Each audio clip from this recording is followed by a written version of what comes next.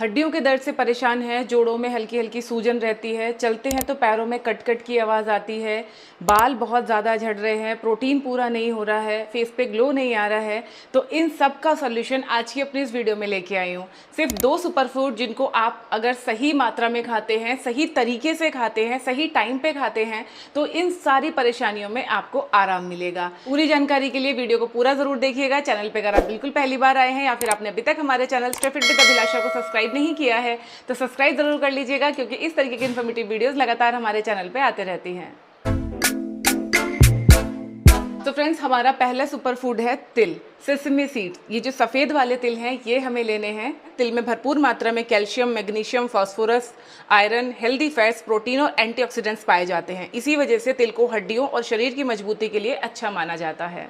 हमारा दूसरा super food है अलसी यानी कि फ्लैक्स सीड। फ्लैक्स सीड में ओमेगा 3 फैटी एसिड्स होते हैं, फाइबर अच्छे अमाउंट में होता है, प्रोटीन होता है और लिग्निन नामक एंटीऑक्सीडेंट्स का ये बहुत अच्छा स्रोत होता है। यही पोषक तत्व इसे दिल, पाचन और संपूर्ण स्वास्थ्य के लिए उपयोगी बनाते हैं। अब अगर इन दोनों सुपर फूड को हम एक साथ में खाते हैं तो इसका सबसे पहला और सबसे बड़ा फायदा तो ये होता है कि हमारी हड्डियों के लिए बहुत अच्छा होता है।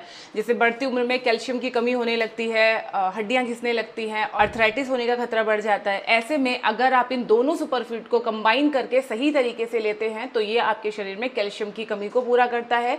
साथ ही साथ इसमें मैग्नीशियम बहुत अच्छी मात्रा में होता है, तो ये आपकी मसल्स और आपके नर्वस सिस्टम के लिए भी बहुत फायदेमंद होता है। दूसरा, अलसी में मौजूद ओमेगा 3 फैटी एसिड्स हमारे शरीर की सूजन को कम करने में हेल्प करते हैं। यदि किसी व्यक्ति को हल्की सूजन से जुड़ी हुई कोई परेशानी है और रेगुलरली अगर आप अलसी का सेवन करते हैं तो ये आपके शरीर में इन्फ्लेमेशन को कम करेगा। जॉइंट्स अगर घिसने लगे हैं तो आपकी ग्रीसिंग को बढ़ाने में हेल्प कर सकता है। लेकिन ध्यान रखिएगा, ये कैल्शियम, विटामिन डी का कोई सप्लीमेंट नहीं है, बल्कि अगर आप इनको अपनी डाइट में ऐड करते हैं तो ये आपकी सेहत को सुधारने में हेल्प करते हैं। अगर आपकी परेशानी बहुत ज़्यादा बढ़ चुकी है या पहले से आपकी दवाइयाँ चल रही हैं जॉइंट पेन की या आपके ग्रीसिंग बढ़ने की, तो आपको दवाइयों को बंद नहीं करना है, बल्कि इन चीज़ों को भी अपनी डाइट में ऐड करना है ताकि दवाइयाँ और अच्छे से असर करें। अब आप में से कई लोग सोच रहे होंगे कि भाई हमें बीपी की दिक्कत है, कोलेस्ट्रॉल की दिक्कत है, तो क्या हम इनको ले सकते हैं? जी बिल्कुल, आप ले सकते हैं। हार्ट हेल्थ के लिए भी ये दोनों ही चीज़ें बहुत फ़ायदेमंद होती हैं। साथ ही साथ ये हमारे बेड कोलेस्ट्रॉल यानी कि जो हमारे शरीर में एलडीएल होता है, अगर आपका एलडीएल बढ़ा हुआ है, बेड कोलेस्ट्रॉल अगर बढ़ा हुआ है, तो उसको कम करने में भी अलसी काफ़ी ज़्यादा फायदेमंद होती है। इनको इंडाइजेशन की प्रॉब्लम है, पेट साफ नहीं होता है, कॉन्स्टिपेशन रहता है, उनको भी इन दोनों चीज़ों का सेवन ज़रूर करना चाहिए। इनमें नेचुरल ऑयल होते हैं जो कि हमारे इंटेस्टाइन को क्लियर करने में हेल्प करते हैं।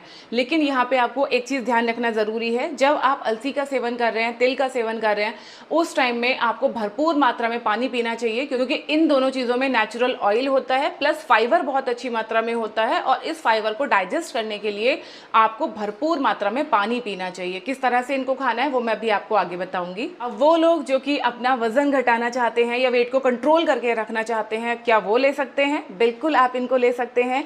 ये आपको वेट लॉस में भी बहुत हेल्प करेंगे, क्योंकि क्या होता है, जब हमारा पेट साफ नहीं होता है तो हमें गैस, एसिडिटी की दिक्कत होती है, खाना ठीक से डाइजेस्ट नहीं होता है, जो भी चीज़ें हम खा रहे हैं उनका न्यूट्रिशन हमें अच्छे से नहीं मिलता है, जिसकी वजह से वेट हमारा रेगुलरली बढ़ता रहता है।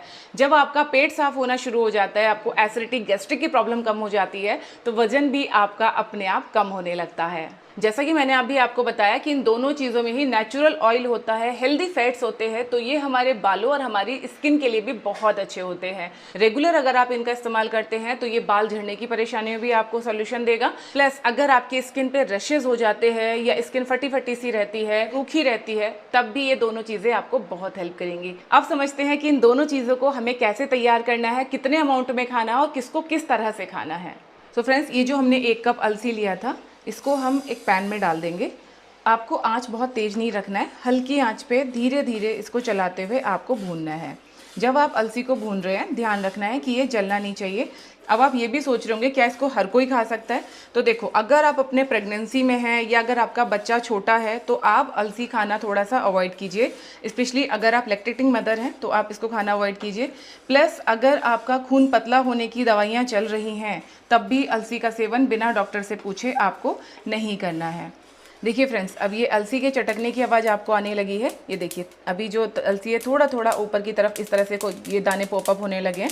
तो बस आप समझ जाइए कि अलसी भुन गई है। आपको गैस का फ्लेम बंद करना है और हल्के हल्के इस तरीके से आपको इसको चलाते जाना है। अगर आपके पास अभी अलसी नहीं है, आप ऑनलाइन परचेस करना चाहते हैं, तो कुछ अच्छे अलसी ब्रांड्स को मैं नीचे यहाँ पे टैग कर रही हूँ, यहाँ से आप प्रोडक्ट को परचेस कर सकते हैं और इसको इस्तेमाल कर सकते हैं।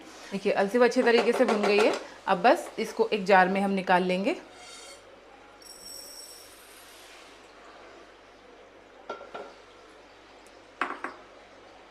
अब ये जो हमने तिल लिए थे, आपको ध्यान रखना है आपको वाइट तिल ही लेने हैं, ब्लैक वाले तिल नहीं लेने हैं। तिल को भी हम इसी पैन में डाल देंगे। गैस का फ्लेम मीडियम टू लो रखेंगे और हल्का हल्का चलाते हुए इसको भून लेंगे। देखो ध्यान रखना दोनों ही चीज़ें ज़्यादा नहीं भूननी चाहिए। अगर ये ज़्यादा भून जाएंगी तो स्वाद में कड़वी हो जाएंगी। तो लगातार चलाते हुए आपको भूनना है। मुश्किल से 2 से 3 मिनट लगते हैं इसको अच्छे तरीके से भूनने में।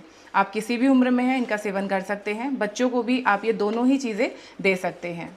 फ्रेंड्स आप ये देख सकते हैं तिल हमारे ये भुन गए हैं, हल्के से ब्राउन हो गए हैं, उनके चटकने की आवाज़ भी आने लगी है। ठीक है, तो बस इस तरीके से जब हमारे तिल भुन जाएंगे तो गैस का फ्लेम बंद करेंगे और इनको भी हम सेम बॉल में निकाल लेंगे जिसमें हमने अलसी को निकाला था।